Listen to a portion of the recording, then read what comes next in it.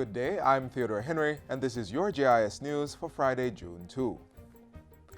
Government will be spending $17.7 million to assist farmers affected by the beet armyworm in New Forest, Duff House Agro Park and surrounding areas of Manchester. With this, we are going to provide the input for material, spray equipment. We're going to be looking at soil preparation. Those of you who have not done mulching, and the land is there, we are going to assist with land preparation. That means we're going to plow up the land so that you throw up the worms way up and the birds will come and catch them. We are going to provide extension support. We're going to help in training and public education campaign. Minister J.C. Hutchinson was speaking at the handing over ceremony, where he presented the farmers with mist blowers, weed hackers, chemicals, seeds, and other items. Farmers are being urged to not only take care of the new equipment, but to also do best practices in their cultivation. In the meantime, the ministry is partnering with the Heart Trust NTA to begin training agricultural aides on July 1 to work alongside RADA extension officers in the field to better assist farmers.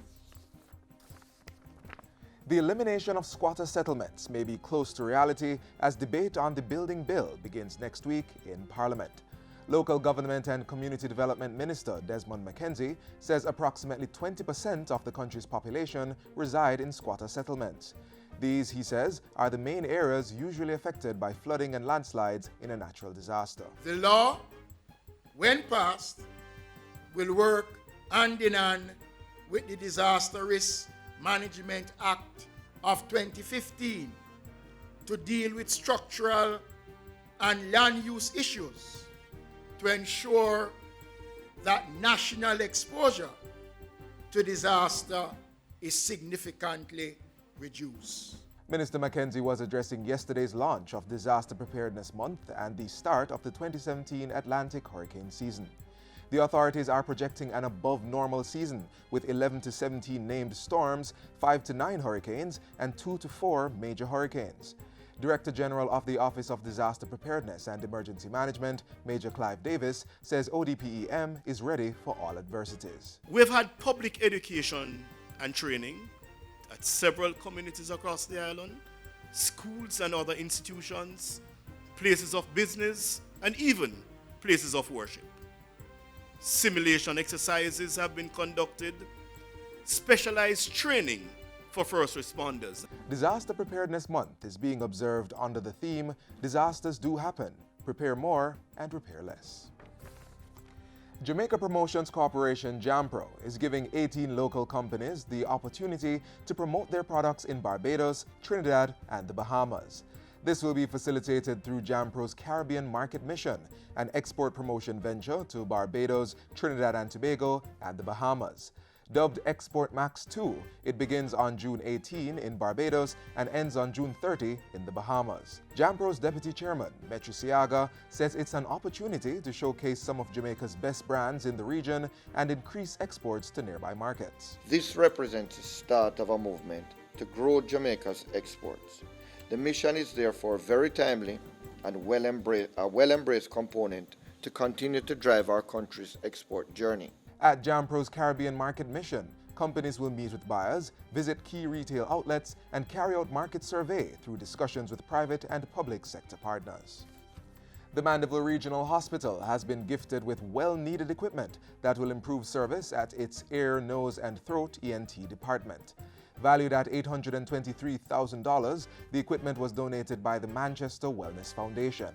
It will allow the ENT department to better perform surgical operations on pediatric patients, such as removing foreign objects from the esophagus or gullet. This equipment that you're providing will save lives. This donation is the second phase of support from proceeds earned in the Manchester Wellness Foundation's Run Walk, staged in July 2016.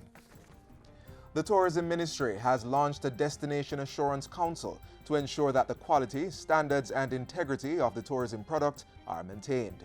He says the council will assist to minimize the major fears of the tourism sector, which are safety, security, and seamlessness. All the elements in government that provide assurances for health, for fire, for security, insurance. All of those are factors which go into enabling this destination assurance. The Council will identify the needs of the industry and monitor the progress of developmental ventures of key stakeholders in resort areas. At the recent launch, the tourism minister said Jamaica was determined to sustain and expand its share of the growing global tourism sector, which has surpassed the oil industry to become the #1 trade in the world.